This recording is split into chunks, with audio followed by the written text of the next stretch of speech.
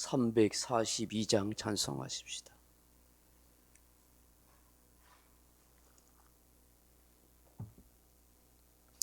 찬송가 342장입니다.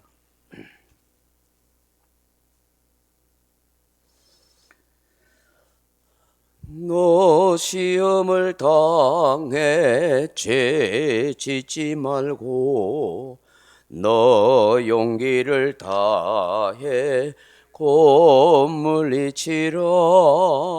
너 시험을 이겨 새 힘을 얻고 주 예수를 믿어 늘 승리하라. 우리 구주의 힘과 그의 위로를 빌라.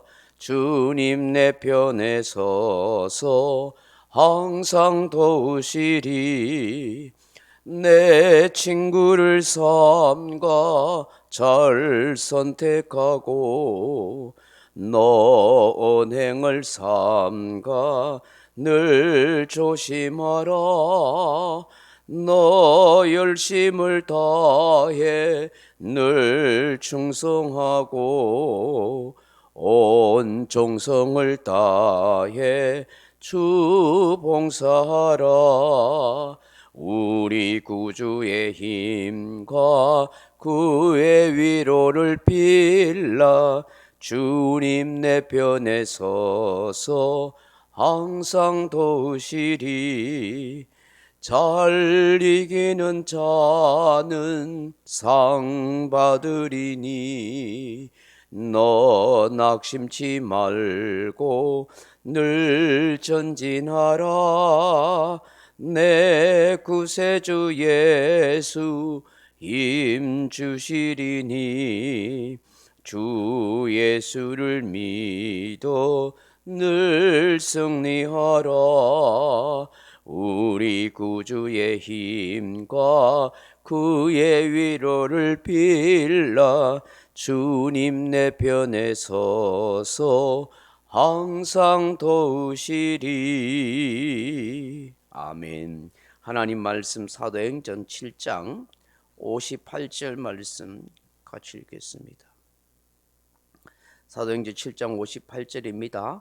성 밖으로 내치고 돌로 칠세 증인들이 옷을 벗어 사울이라 하는 청년의 발 앞에 두니라. 아멘. 사랑하는 성도 여러분, 우리 예수님께서 종종 바리새인들이나 율법사들에 대해서 외식하는 자라고 질타하실 때가 많았습니다. 저들의 위선과 저들의 잘못된 모습을 많이 보았기 때문입니다. 외식, 위선이라 하는 이 헬라어 단어가 히포크리테스라 하는 말인데, 이 단어의 원래 뜻은 마스크, 즉 가면을 쓰고 연기하는 이라는 그런 의미입니다. 히포크리테스, 이 위선, 외식은 가면을 쓰고 연기하듯이 속마음을 감추고 속마음과 다르게 말하거나 행동하는 것을 두고 그렇게 말합니다. 얼굴은 웃고 있지만 말로는 좋은 척하지만 그 마음이 그것과 다르게 악한 마음을 품고 있는 것입니다. 이런 외식자, 이런 위선자들이 예수님 당시에는 절비하게 있었던 것 같습니다. 대부분 권력과 기득권을 누리고 있었던 대제사장들, 바리새인들, 사두개인들, 율법사들이 그러했습니다. 오늘 본문에 나오는 이 산헤드리온 공회원들도 그러합니다. 그들은 예수님을 십자가에 못 박아 죽이는 일에 일제히 한 마음이 되었듯이 지금 스데반 집사도 한 마음이 되어 죽이려고 달려들었습니다. 한 사람 스데반을 죽이겠다고 수많은 사람들이 급박하고 덤벼들고 있는 것입니다. 예나 지금이나 동서양 복음을 막론하고 세상은 늘 이와 같습니다. 거짓되고 위선의 다수의 사람들이 진실되고 진리를 말하는 소수의 사람을 해치거나 위협을 하거나 죽이려 들었던 것입니다. 신앙의 세계에도 그러합니다. 결정적인 순간에 자신과 사람과 환경과의 타협 없이 오로지 주님만을 바라보고 나아가는 사람은 소수요, 절대 다수는 주님을 믿는다고 하면서도 결정적인 순간에는 주님을 외면하고 자기에게로 회귀해 버리는 것입니다. 사랑과 환경에 타협해 버리는 것입니다. 우리 예수님이 말씀하는 것처럼 좁은 길로 가는 산, 좁은 문을 찾는 사람은 적은 것입니다. 멸망의 문으로 멸망의 길로 가는 사람은 다수인 것입니다. 그래서 다수를 따라간다고 꼭 좋은 것은 아닙니다. 위험할 수 있습니다. 여러분, 대표적인 사건이 12명의 정탐꾼 사건이잖아요. 동일하게 가나안 땅을 보고 왔지만 10명의 사람들은 부정적인 보고를 해서 그 백성들을 하여금 낙심과 원망을 하도록 만들었어. 결국 40년의 광야 생활 속에서 그들은 가나안 땅에 들어가지 못하고 다 죽습니다.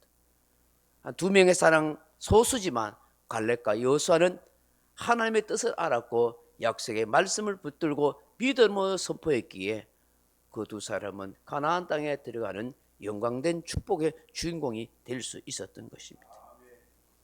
결국에 다수의 사람들, 다수의 얘기를 들었던 그 백성들과 함께 결국 망하고 만 것입니다. 오늘 스데반 집사를 죽이는 이 다수의 사내들인 공회원 유대인들도 이와 같습니다. 의외로 이들을 향하여 이 스데반 집사의 그 날카로운 설교 앞에서, 그 스데반의 인격 앞에서 그들은 회개하고 낮아지고 비워지는 마음이 아니라 오히려 악감을 품고 스데반 집사를 죽이려고 덤벼드는 그들의 이중적인 위선과 외식의 모습을 우리는 발견하게 되는 것입니다. 아무도 순수한 사람이 없었던 것입니다. 믿음의 순수함과 회개의 마음을 가지고 하나님의 뜻을 깨달았다면 그들은 귀를 막고 이를 갈면서 그렇게 스데반 집사를 결코 죽이지 않았을 것입니다. 스스로 외식과 위선의 가림막을 치고 진리와 진실을 외면해 버리는 어리석은 사람들을 발견하게 되는 것입니다. 오늘 본문에 보시면 이 사내된 공회원들 다수의 유대인들이 스데반 집사를 어떻게 합니까? 성 밖으로 내쳤다, 그렇게 말합니다. 왜 성 밖으로 내칠까요? 이게 내치다는 말이 에크발로 하는 말인데 쫓아내다, 잡아 빼다, 몰아내다, 경멸하여 거절하다 하는 뜻입니다. 스데반 집사를 그 자리에서 죽일 수가 있는데 그렇게 하지 않습니다. 왜 그럴까요?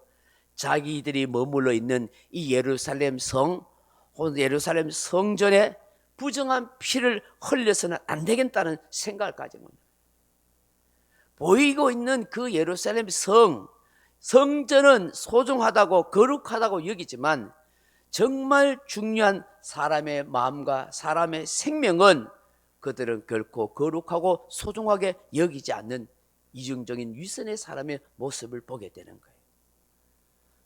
그렇게 성 밖으로 스데반 집사를 끌고 와서 어떻게 합니까?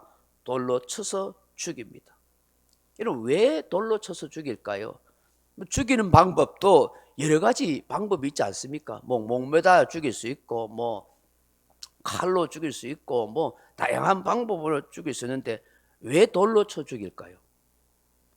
신성 모독죄로 덮어 씌울 수 있는 합법적인 방법이기 때문에요. 여러분, 성경 토라의 말씀을 보면 특히 레위기 24장 16절에 보면 이런 말씀이 있어요. 여호와의 이름을 모독하면 그를 반드시 죽일지니 온 회중이 돌로 그를 칠 것이니라, 그렇게 말씀합니다. 신명기 13장 10절에서도 그는 애굽 땅 종되었던 집에서 너를 인도하여 내신 내 하나님 여호와에게서 너를 깨어 떠나게 하려 한 자는 돌로 쳐 죽이라, 그렇게 말씀합니다. 이런 율법의 말씀을 근거하여 그들은 돌로 쳐 죽이려 했던 것입니다. 신성 모독죄다 이거예요. 그래서 합법적이다 이게.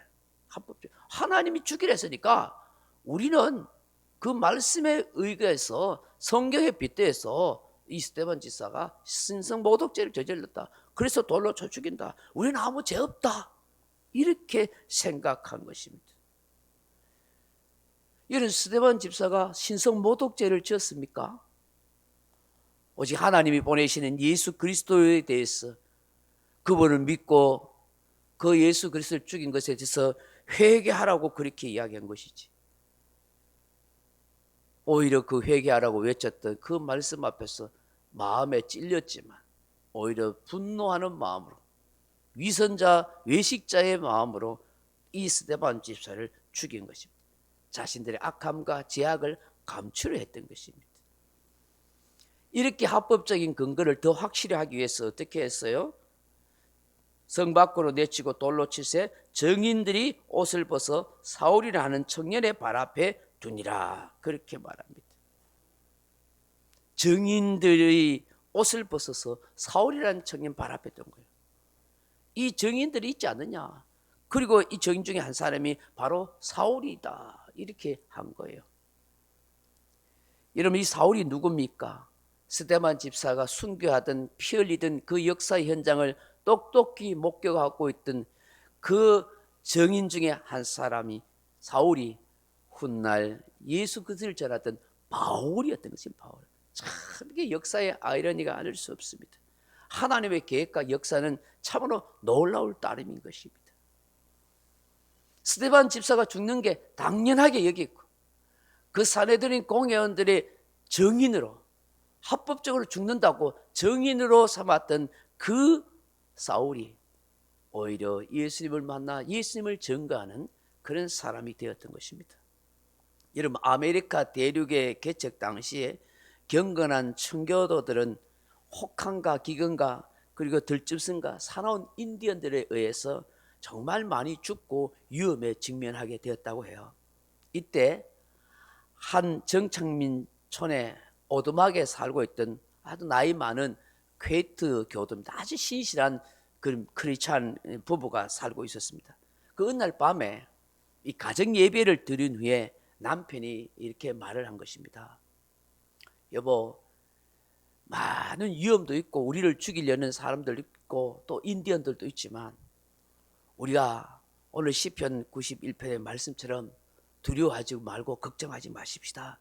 그럼 오늘 만만은 문을 잠그지 말고 활짝 열어놓고 그렇게 잡시다, 그렇게 한 거예요. 왜냐하면 그 마을에 인디언들이 밤에 습격해 올 거라는 그런 소문이 든 거예요.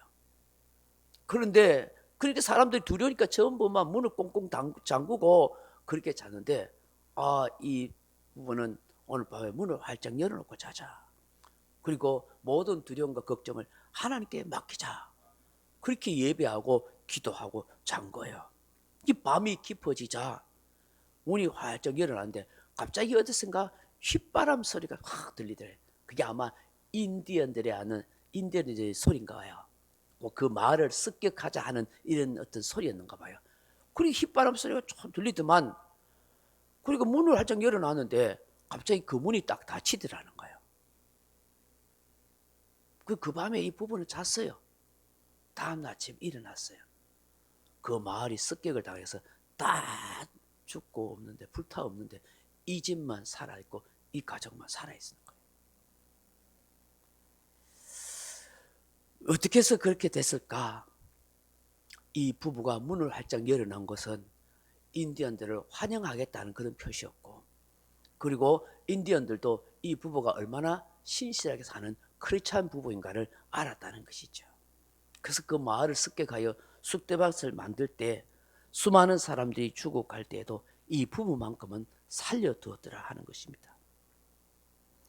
그리스도인들은 가면을 벗고 신실하게 진실하게 살아야 합니다. 위선과 외식이 아닌, 겉과 속이 다른 사람이 아닌 한결같은 모습이어야 합니다. 우리가 이런 사람이 되고 이런 삶을 살아가도록 함께 기도하고 은혜를 구해야 될 줄로 믿습니다. 각자 기도하시다가 돌아갈 수 있기를 바랍니다.